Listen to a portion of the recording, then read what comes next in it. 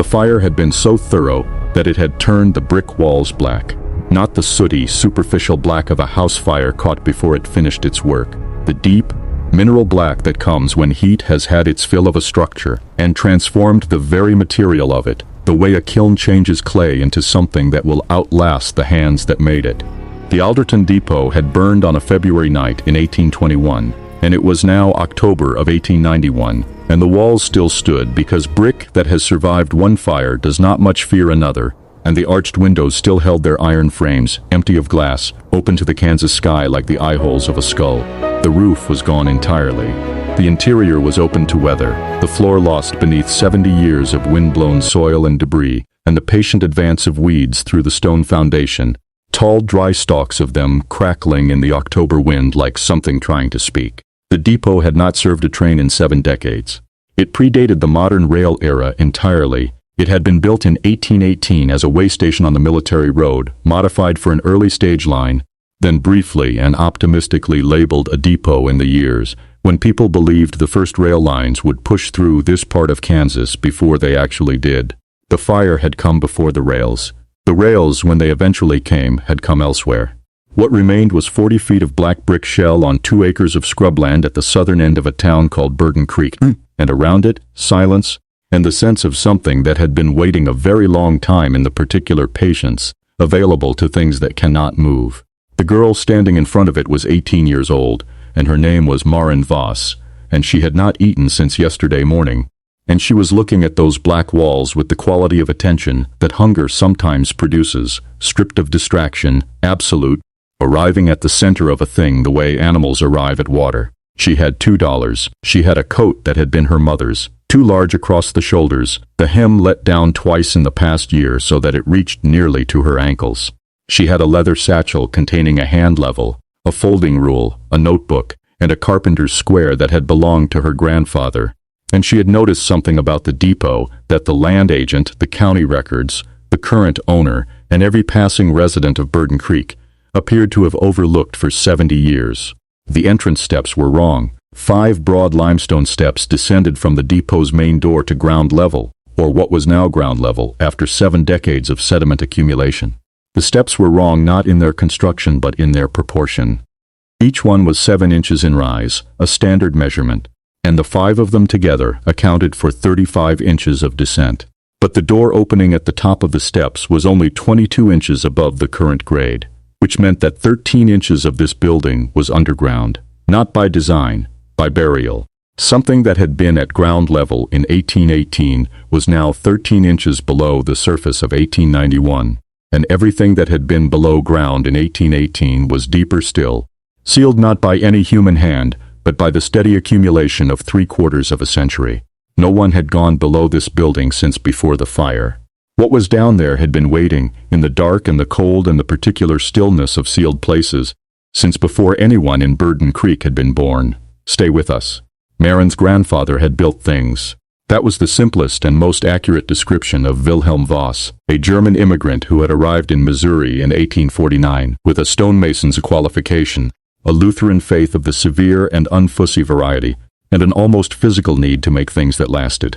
He had built the Lutheran church in the town of Kreuzberg, Missouri, where the family had settled, a small building of local limestone that was still standing and still in use, with a foundation so carefully laid that in 40 years it had not moved a 1/4 inch. He had built 3 farmhouses, a granary, a bridge across a seasonal creek, and the Voss family home, which was a 2-story limestone structure of unusual solidity that had stood through every Missouri storm since 1853 without a crack in its exterior walls. He had taught Maren to read a building, not the way a casual observer reads a building, for its appearance, its style, what it suggested about the tastes and aspirations of its builder, but the way a diagnostician reads a patient, for what the structure itself was telling you about its own condition, its age, its integrity, its failures. He taught her to knock on walls and interpret what she heard. He taught her to probe mortar joints with a steel pick and judge the quality of the lime mix from how it responded. He taught her that a building's entrance steps were almost always an accurate record of how much the surrounding grade had changed since construction, because steps were cut to a specific rise and that cut was permanent. She was 10 years old the first time he showed her a set of steps that proved a building was older than its records suggested. She had never forgotten the demonstration, or the way her grandfather had looked at her afterward. Not with the theatrical approval of a teacher performing encouragement, but with the plain assessment of a craftsman recognizing a material that would respond to proper shaping. Wilhelm Voss had died when Maren was 14, a Saturday in November, quietly in his chair by the stove, with his reading glasses pushed up on his forehead, and a copy of an engineering pamphlet open in his lap. He had not suffered. He had also not left a will, which caused a problem that was not immediately apparent. The problem became apparent when Maren's uncle, her father's brother, arrived from St. Louis 6 weeks after the funeral and presented what he claimed was a prior deed to the family property signed by Wilhelm Voss in 1882. The deed, if genuine, transferred the limestone house and its land to the uncle before the grandfather's death, which would have superseded any inheritance claim by Maren's father, who was Wilhelm's only son and had assumed the property was coming to him. Maren's father had not been a strong man in the ways that mattered in those situations. He had been a good farmer, patient, careful, attentive to his animals and his fields, but he was not equipped for legal contestation, and the uncle had a lawyer in St. Louis and a willingness to pursue the matter in terms that Maren's father was not. The challenge took 14 months and cost most of what her family had in savings. When it was resolved against them, the deed upheld by a judge who had perhaps examined it less carefully than he should have. They had the farm's equipment and their personal possessions and nothing else. Her father had folded after that, not dramatically but completely, in the way that certain men fold when the thing they have been working toward for their entire adult life is removed. He drank. He worked intermittently.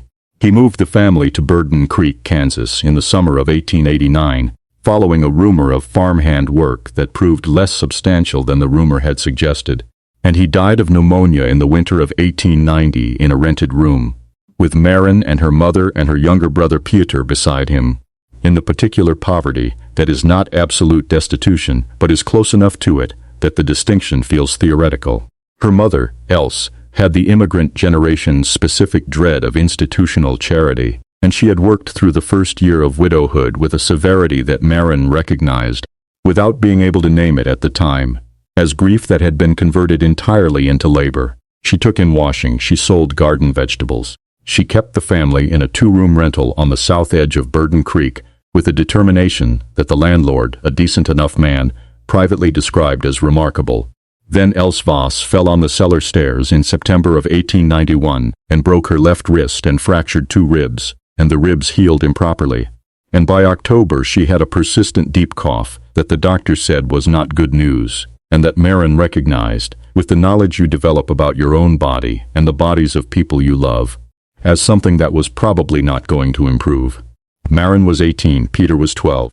The washing work had fallen to her in the weeks since Else's fall, and she was managing it, but managing it the way you manage a thing that is too large for you, with effort that was not sustainable and was not intended to be, only to hold the present moment until something changed. She needed something to change. She had been walking the edges of Burden Creek the way she walked any landscape, observantly, cataloging, noting what was there and what was absent and what the relationship between the two suggested. When she had arrived at the old depot on its 2 acres of scrubland and stood in front of it and read its entrance steps and understood what they were telling her. The land agent in Burden Creek was a man named Foss, youngish, with the slightly harried quality of someone managing more property than he had system for. The depot and its 2 acres were listed in county records as the property of the municipal government, acquired through tax default in 1873 from an estate that had held it since before the fire and had never known what to do with it. The county had not known what to do with it either, and had listed it at various times as available for purchase at prices ranging from $50 to $5, finding no buyers at any of them. Foss told Maren this with the candid tedium of a man reciting information he had recited before. He told her the current asking price was $5. She told him she had 2. He looked at her for a moment, then at the window, then back at her. She could see him doing the arithmetic of an unsaleable property versus the dignity of accepting an offer that was 40% of asking. The arithmetic resolved, as it generally did, in favor of conclusion over principle. $2. Sold. Clear title, as is. with no representations regarding structural condition, historical encumbrance, or any matter not explicitly stated in the deed of sale. She paid him. He wrote the deed. She walked out of his office and back to the depot in the October afternoon, and she stood in front of it with the deed in her pocket and the wind coming off the plain in its long, indifferent sweeps, and she thought about her grandfather and his reading glasses and the engineering pamphlet. She thought about 13 inches. Survival came before investigation. Her grandfather had taught her this without using those words. He had simply modeled it, the way he always addressed the structural necessities of a building before its refinements. No point in finishing a window frame if the foundation was failing. The depot's standing walls were sound, as she had expected. Fire-hardened brick was among the most durable building material she knew, and the walls were 18 inches thick, the kind of construction that did not apologize for itself. The interior was open to sky, which was a problem for winter. The floor was a problem for any season. Years of wind-deposited soil over the original stone, uneven and soft in places, with the dry weed stalks making it difficult to see the actual grade. She needed a roof before anything else. She had $2, which was now the deed. She had the tools in the satchel. She had a body accustomed to physical labor. She had, living on the north end of town, a man named Ezra Flood who was the closest thing Burton Creek had to a builder. He did carpentry, minor masonry repairs, and an occasional roofing job, and he was 60 years old and had a workshop behind his house that smelled of pine resin and old iron and the accumulated sawdust of decades. She went to him on a Thursday morning, walking the half-mile to his workshop in the flat early autumn light, and she told him what she had purchased and what she needed, and what she had to offer in return for materials and advice. What she had to offer was labor, specifically the labor she could provide on any project he was currently working or would be working through the winter. She was direct about her situation without being plaintive about it, and she told him what she could do, which was enough detail about mortising and stonework and foundation evaluation that he tilted his head slightly and asked her who had taught her. She said her grandfather. She said his name. Ezra Flood had known Wilhelm Voss by reputation, not personally but by the church in Kreutzberg, which a cousin of his had attended for years, and which Flood had visited once, and noted the quality of the stonework, the way a craftsman notes the quality of another craftsman's work. He said so plainly without using it as currency. He just said it. Then he told her that he had a load of rough-sawn lumber left from a barn project that the barn owner had over-ordered, which he had purchased at salvage price and had no immediate use for, and that he supposed she could have it in exchange for 2 weeks of help on a stone foundation repair he was doing on a farmhouse east of town. She said yes immediately, before he could rethink it. He also, without being asked, produced a partial roll of tar paper from behind a cabinet and told her it would at least keep the rain off while she figured out proper roofing. He told her this with the slightly averted gaze of someone who did not want to be thanked effusively. She did not thank him effusively. She carried the tar paper to the depot that afternoon, 12 pounds of it over a half-mile, and she began. She had the depot weatherproofed within 10 days, not properly roofed, but covered, a rough timber frame spanning the walls and the tar paper laid over it, nailed down against the wind. It would not last a hard winter, but it would last the investigation she needed to conduct first. She moved a cot in and a small iron stove borrowed from Else, who was managing at the rental with Peter helping, and she lit the stove and ate what she had brought from home and sat on the cot in the enclosed space and listened to the building around her. Not metaphorically, physically. She had done this since childhood, sat in a building in the quiet, and listened to what it told her about itself, through its sounds, the way certain joints popped in temperature changes, the way air moved through gaps in the construction, the way the floor telegraphed ground movement through whatever lay beneath. Her grandfather had called it reading by ear, and he had said it was the complement to reading by eye. That a building fully understood required both. What she heard in the depot's floor was interesting. The accumulated soil that covered the original floor surface was mostly dry and compacted, and her footsteps on it sounded accordingly, solid, consistent, with the faint dusty quality of struck earth. But in the northwest corner, beyond the area she was using, there was a section perhaps 8 feet by 10 where her footsteps sounded different. Not dramatically, she would not have noticed it if she had not been listening. A fraction of a second's additional resonance. The difference between knocking on a wall and hearing solid brick versus knocking and hearing the subtle note of a larger space. She spent the next morning clearing the weeds and surface debris from that corner. She used a short-handled spade she had borrowed from Ezra, and she worked slowly, removing the accumulated material in thin layers, the way her grandfather had shown her how to excavate a problematic foundation. Not gouging, but peeling, so that anything significant in the layers was not destroyed in the process of reaching it. At 4 inches down, she hit the original depot floor. Broad, flat limestone flags, each perhaps 2 feet square, laid on a sand bed with the mortar joints deliberately left dry to allow drainage. They were intact. She swept them clean and knocked on each one in the northwest section and confirmed what she had heard from above. There was space beneath 3 of the flags in a roughly rectangular arrangement. She did not lift the flags yet. She sat back on her heels and thought about what she knew. The depot was built in 1818. The northwest corner of the original floor concealed a subterranean space that had been present. She could tell by the dryness of the mortar and the undisturbed position of the flags. Since the building's original construction, the fire had not compromised this part of the structure, because fire, which consumed everything above, did not consume limestone set in sand on a stable base. Whatever was below had been protected by the very catastrophe that had ended everything above. She thought about 1818. Kansas Territory in 1818, before the first surveys, before the land rush, before the military road had become more than a path. Who built a substantial way station this far into unsettled territory in 1818, and what did they need to put underground? She had a theory. She did not want to act on it before she verified its components, because her grandfather had also taught her that a theory held too firmly before the evidence was complete had a way of making you misread evidence to fit it. She went to the county records office instead. The Burden Creek County records went back only to 1858, which was when the county was formally organized. Before that, the record-keeping was fragmentary, a mixture of territorial documents, some of them copied from Missouri state records, some of them original, most of them in a condition that reflected 6 decades of variable storage. The county clerk, a methodical woman named Mrs. Hartley, who wore her gray hair in a knot so tight it looked load-bearing, had organized what she had with considerable competence and was not enthusiastic about people disturbing her organization without clear purpose. Marin explained her purpose clearly. She was researching the history of the old depot. She was the owner. She wanted to understand what the building had been used for between 1818 and 1821. Mrs.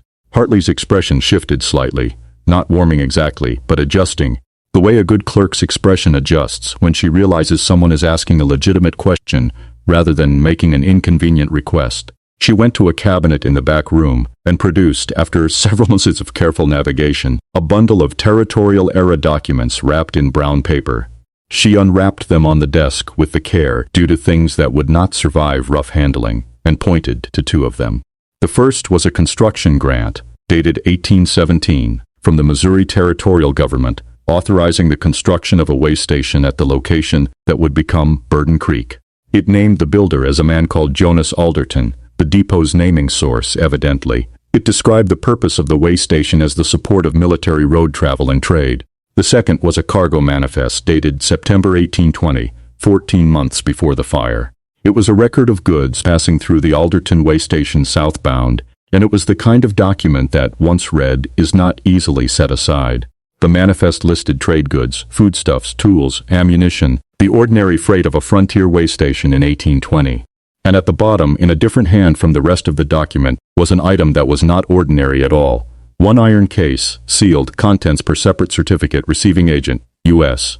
Army Quartermaster Fit, Osage, trans-sealed, do not open. There was no separate certificate in the file. Hartley looked at the manifest with the expression of a woman seeing something she had probably seen before, but had never had reason to examine closely. She said, "I don't know what became of that." She meant the case. Marin said, "I think I might." The limestone flags required a pry bar and 2 hours of careful work. She had told Ezra Flood that morning what she had found in the county records, not because she needed permission, but because she had found, over the past 2 weeks, that he thought carefully and said only what he had considered, and that this made him valuable to have present when something required 2 people's judgment rather than 1. He had listened without expression, and then said he would come by that afternoon. He was there when she began, sitting on the cot with his forearms on his knees, watching without offering assistance she hadn't asked for. the posture of a man who understood that certain things needed to be done by the person who found them.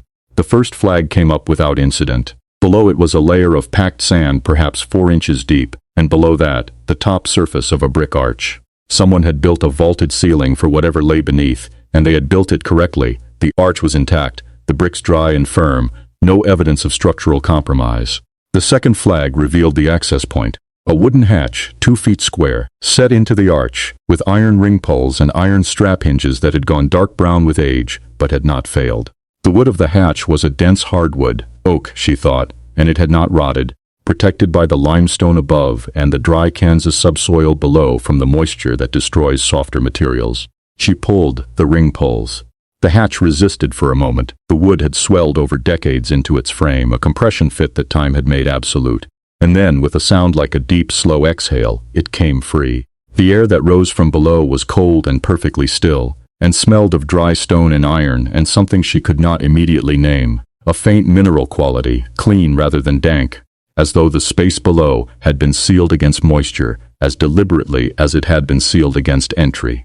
Ezra Flood stood from the cot without speaking and brought the lantern he had thought to bring, and he held it over the opening.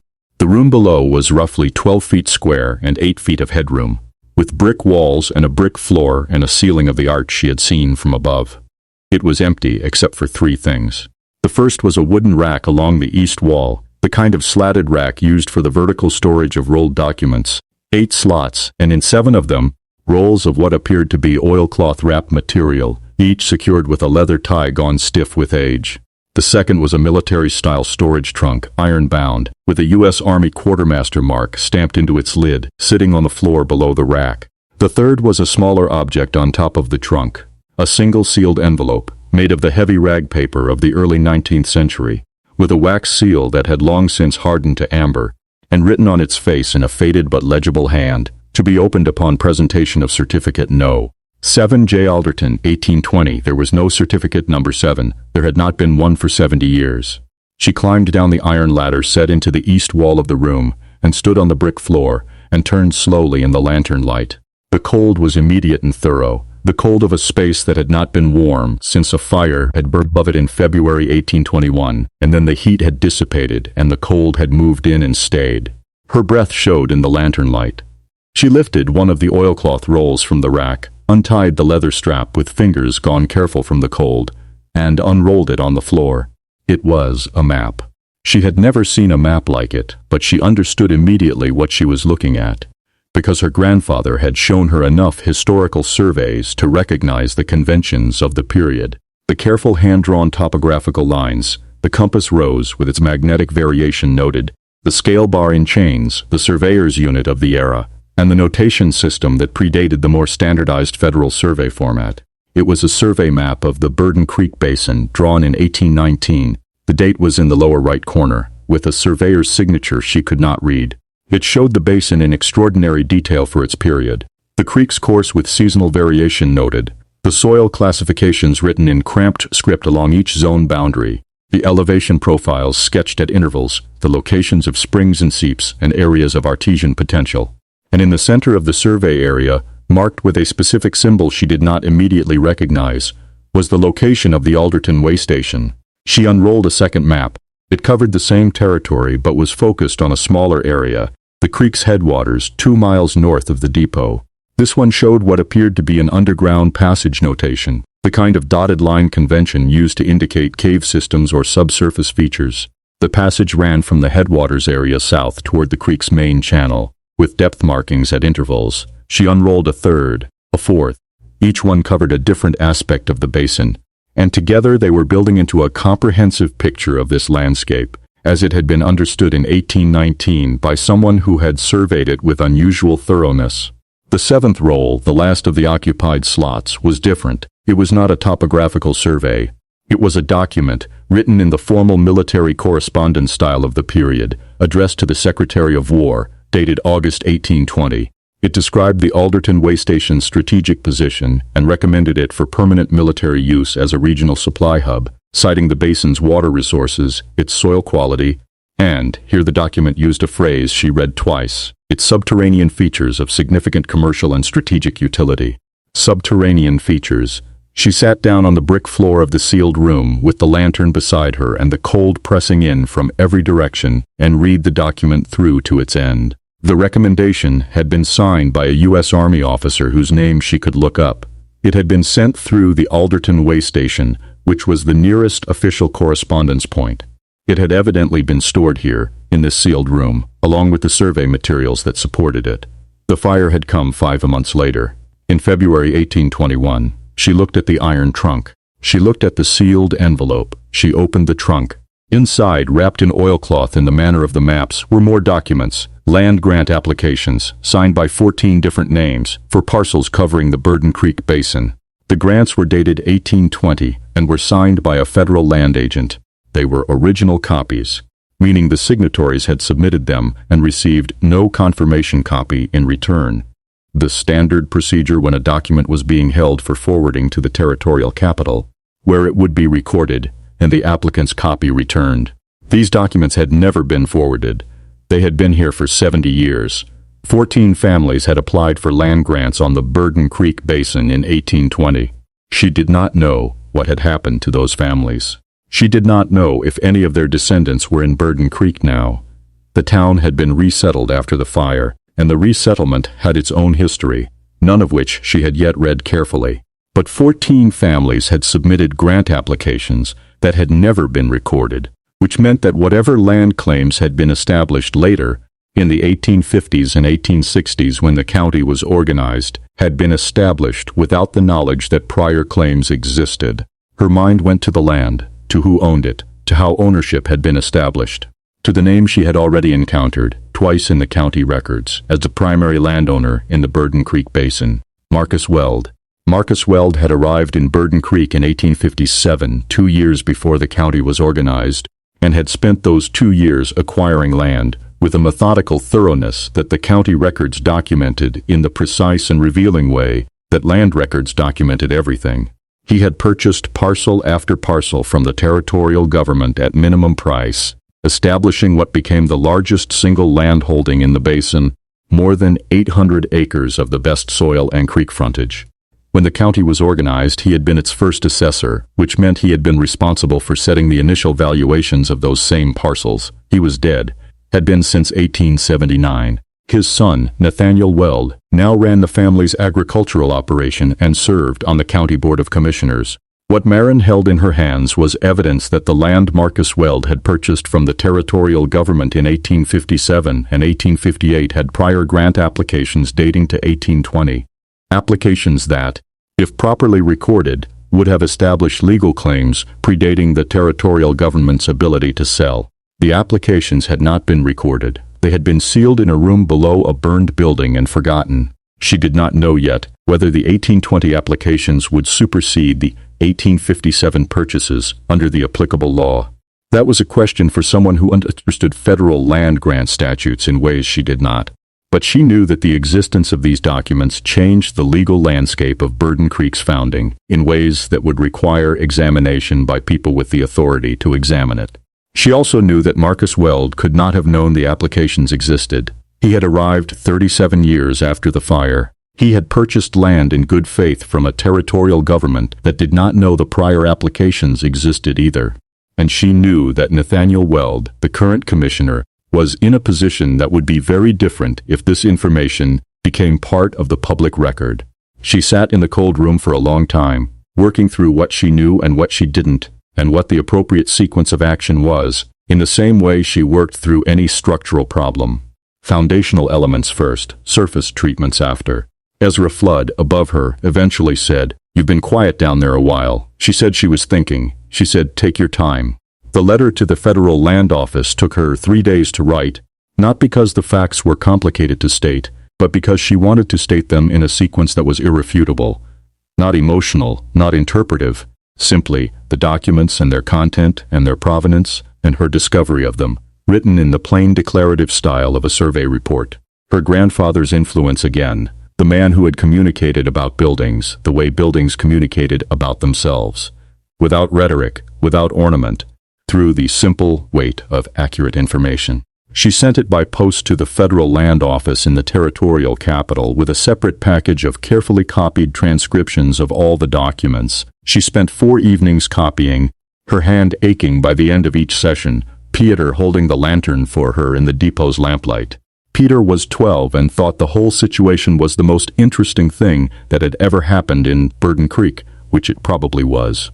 She sent a second letter, with a second copy of the transcriptions, to the county clerk's office in Burden Creek, to Mrs. Hartley specifically, who she judged capable of understanding the significance of what she was receiving and filing it with appropriate care. She was right, Mrs. Hartley came to see her 2 days after the letter arrived, walking down to the depot in her good shoes, and stood in the doorway of the building, properly covered now, Ezra having helped her install a real timber roof that previous week, and looked at Marin with the expression of a woman reassessing a situation she had thought she understood. She said, "You'd better show me the room." She descended the ladder with more agility than her general demeanor suggested, and she stood in the cold brick room and looked at the rack of maps, and the open trunk, and the sealed envelope still sitting on its lid. Marin had decided the envelope was not hers to open, on the grounds that it had been addressed to a recipient who required a specific certificate, and that the appropriate authority should make that determination. And she said nothing for a full 2 minutes. Then she said, "The families who filed these applications, do you know what happened to them?" Marin said she had begun trying to find out. 3 of the 14 surnames on the grant applications appeared in the current county records. 2 of them were families still living in Burden Creek, the Fenns and the Baldridges, farming families who had arrived in the resettlement era and whose connection to the 1820 applicants she had not yet established with certainty. The third was a surname that appeared in the county's earliest death records filed in 1859, with no further living members. She had not told either of the potentially connected families yet. She was waiting for the federal land office to respond and establish the legal framework before she said anything to anyone whose situation might be affected by information they couldn't yet act on. Her mother had said once that the cruelest thing you could do to someone was give them incomplete information about something that mattered to them. Greta Marsh's version of the same principle had been blunter. A half-finished story is a rumor. She was going to finish the story before she told it. The federal land office responded in 6 weeks, remarkably promptly, which she interpreted as an indication of how interesting they found the documents, with a formal acknowledgement of receipt and a notification that an investigative review had been opened. They asked her to secure the original documents in a location accessible to a federal agent they intended to send, and to provide a sworn statement of her discovery circumstances. The agent arrived in January, a thin man from the territorial capital named Caswell, who traveled with a leather document case that he treated with more care than his own comfort, and who spent 3 days in the sealed room below the depot, with a lantern and a portable writing desk that he set up on the brick floor, and who emerged each evening into the cold Kansas winter and ate supper at Marin's iron stove without much conversation, and then returned to his room at the boarding house in town. On the morning of the 4th day, he told her what the federal land statute said about prior claims. It was complex. The law was layered in the way frontier land law was always layered, with federal statute and territorial ordinance and county authority all overlapping in ways that took expertise to untangle. The 1820 applications, if authentic, and he believed they were, would require formal adjudication. The outcome would depend on factors, including whether the original applicants or their documented legal heirs could be identified, and whether they or their heirs had subsequently acquired land in the area under later grants. In cases where they had, the prior claim might simply confirm what they already held. In cases where they hadn't, where the land had gone to subsequent purchasers who had no knowledge of the prior application, the situation was more complex still. He said he could not predict the final outcome. He said the process would take time. He said the documents would be transferred to federal custody, with a receipt issued to her as the finder, and that her sworn statement would be part of the formal record. He also said, and this he said with the particular care of an official statement, that the grant applications were real, that the signatories were real people who had made a legal claim in good faith in 1820 and had never received the response their submission entitled them to, and that the federal government was obligated to address this. Nathaniel Weld, through his lawyer, was notified of the review. He said nothing publicly. He was not the kind of man who said things publicly when he was unsure of the terrain. The winter was hard as Kansas winters were, but the depot held. Ezra Flood had built her a roof that would last, and the thick brick walls stored the stove's warmth with an efficiency that a wood-frame structure couldn't match. She hung her grandfather's carpenter's square on the wall above the door, where she could see it from the cot. Not as sentiment exactly, but as orientation, the thing that helped her remember what she was doing and why. Else Voss was worse by December. The cough settled in deeply, and Marin brought her to the depot in early January, because the south-facing windows and the thermal mass of the walls kept the interior more consistently warm than the rental's thin plank. Construction. Peter came too. The family lived in the depot that winter, a burned building from 1818, repaired and roofed and warm, in a town they had arrived in with nothing, and it was enough. Not comfortable in any conventional sense, but enough. The Fenn family, when Marin finally told them in February, sat across from her at the depot's wooden table she had built from salvage lumber and looked at the copied transcription of their ancestors' 1820 grant application, with an expression she recognized from her own experience of the sealed room, the specific quality of receiving information that changed the geometry of things you thought you knew. They were quiet for a long time.